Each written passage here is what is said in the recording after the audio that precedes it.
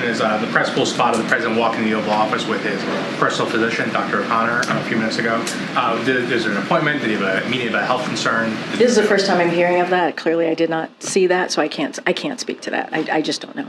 So new leases were issued for the Gulf of Mexico for drilling, yet in that they removed 6 million acres of land to do that. Plus, there were additional restrictions placed on ships, specifically for oil and natural gas, to deliver those products.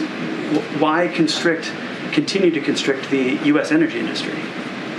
Meaning in Venezuela specifically? No, I'm talking about Gulf of Mexico. Now I'm talking about oil. Second question about. Okay. So there was new leases were offered for the Gulf of Mexico, but in those new leases, the administration has reduced the amount of acreage by 6 million acres to do that. And in addition, they restricted ships taking the oil from the rigs and natural gas from the rigs to the shore.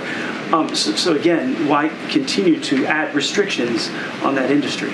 So we don't believe we add restrictions on that industries. I want to look specifically on what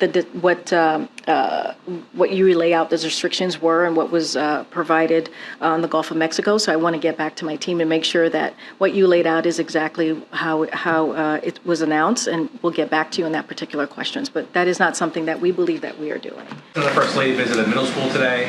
Test scores for this age group are the lowest in decades, despite billions of dollars in investment from the administration.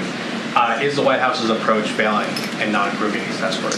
If anything, look, there's going to be a lot of more work to do, right? That is understandable. That the work doesn't end. Didn't end when the president was able to open up schools, as I mentioned at the top, because the last administration didn't have a plan, didn't have a comprehensive plan to deal with COVID and what it was doing to our economy and what it was doing to our kids.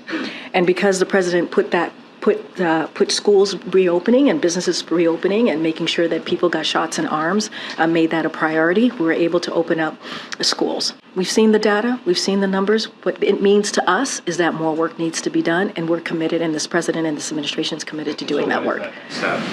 Look, we're schools to make sure that students get the education and get the rightfully the education that they deserve, and so the work continues. I don't have a 10-step laid out for you, but I can say for sure that this president is committed, and you see that through the Secretary of Education and also. One additional question on the House Speaker. He's also said that he's likely to investigate the federal response to the deadly wildfires on Maui, saying he's very concerned about the response.